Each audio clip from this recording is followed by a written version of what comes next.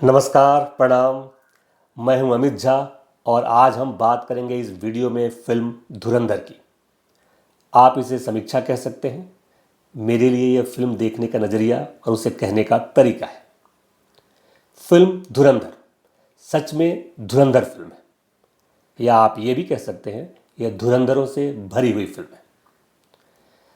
Ranveer Singh, Sanjay Dutt, are Madhavan, Akshay Khanna, Arjun Rampal सब धुरंधर भरे पड़े। फिल्म को डायरेक्ट किया है और फिल्म को लिखा है निर्देशक लेखक आदित्य धर ने। आदित्य धर ने इससे पहले उरी बनाई थी और भी फिल्में बनाई हैं, बट उरी उनकी सबसे महत्वपूर्ण फिल्म है। अब धुरंधर धुरंधर की जो कहानी है, उसकी जो पृष्ठभूमि है वो पाकिस्तान की है। पाकिस्तान में रह रहे एक स्पाई की कहानी है धुरंधर।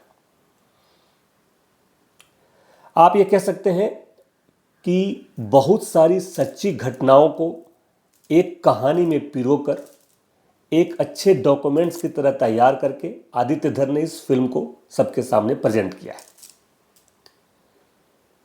धुरंधर जो फिल्म है उस वक्त से शुरू होती है आप कहानी के माध्यम में, जब कांधार में हमारा एक इंडियन विमान अपहरित हुआ था। वहाँ से हम कहानी को पिरोना शुरू करते हैं और कहानी ले करके आते हैं 2013 तक।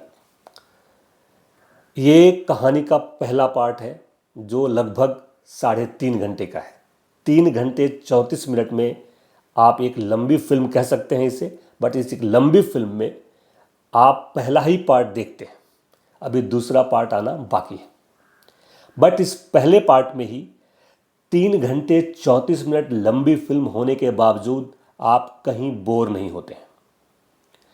2 घंटे के बाद मध्यांतर आता है और 2 घंटे के बाद जब आप मध्यांतर से निकलते हैं तो ऐसा लगता है कि सच में ये तो अभी 2 घंटे वाली फिल्म है और अभी आप इंटरवल में निकले।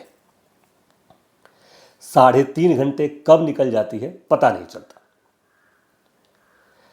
अब आते हैं फिल्म की सबसे पहले कहानी की बात। कहानी जो मैंने आपको बताया कि पाकिस्तान की पृष्ठभूमि पर सच्ची घटनाओं को आधार बनाकर आदित्य धर ने बहुत अच्छे तरीके से इस कहानी को बहुत खूबसूरती से पिरोया है और इसका निर्देशन भी उन्होंने कमाल से किया है। इस फिल्म की सिनेमेटोग्राफी भी कमाल की है। विकास नौलखा ने शानदार काम किया है। फिल्म का गाना, फिल्म का म्यूज़िक भी ठीक ठाक है। मैं शानदार नहीं कह सकता, लेकिन ठीक ठाक है। इसलिए बोल रहा हूँ क्योंकि ऐसी फिल्मों में म्यूज़िक का जो हिस्सा होता है, म्यूज़िक का जो काम होता है, वो थोड़ा सा कम हो जाता है।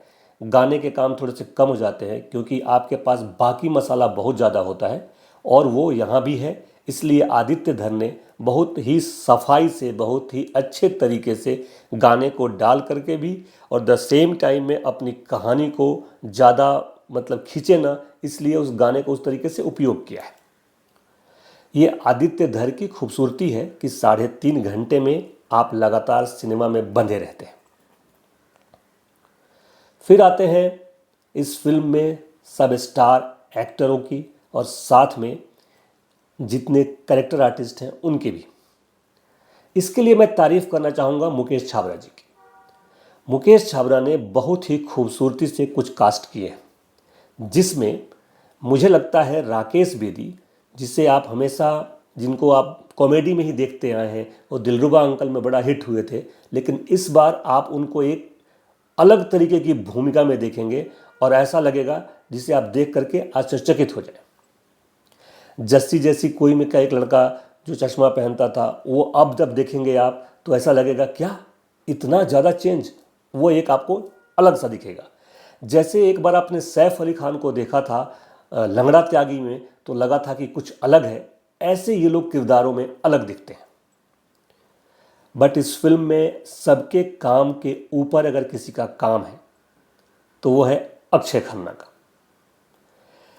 पहले सीन से लेकर के आखिरी सीन तक इस फिल्म में आप कह सकते हैं रणवीर सिंह हीरो नहीं है, अक्षय खन्ना हीरो है। जब भी वो स्क्रीन पर आते हैं उनका स्क्रीन प्रेजेंस ऐसा है, इतना शानदार है कि आप देखते रह जाते हैं। इस साल अक्षय खन्ना के नाम आप कह सकते हैं, क्योंकि शुरुआत में छावा आई थी और औरंगजेब में उन्होंने जो कमाल किया था, और उसके बाद इस वक्त उन्होंने जब इस फिल्म में रहमान डकैत बलूची का किरदार किया है, वो बलूच बने हैं, और जब उन्होंने जो किया है वो आप देखेंगे तो दंग रह जाएंगे। मैं जब इंटरवल में निकला और जब इस फिल्म को देख करके जब मैं बातें करने लगा लोगों से, वहीं पे बहुत ही मशहूर निर्देशक अनिल शर्मा जी बैठे थे, और जब उनसे बात होने लगी तो उन्होंने कहा कि अब तक तो ये अक्षय खन्ना की फिल्म है। बट शानदार बात यह है कि जैसे ही इंटरवल के बाद निर्देशक ने अपना मौका पकड़ा है, रणवीर सिंह को वापस किया है, वो फिल्म कमाल बन पड़ी है।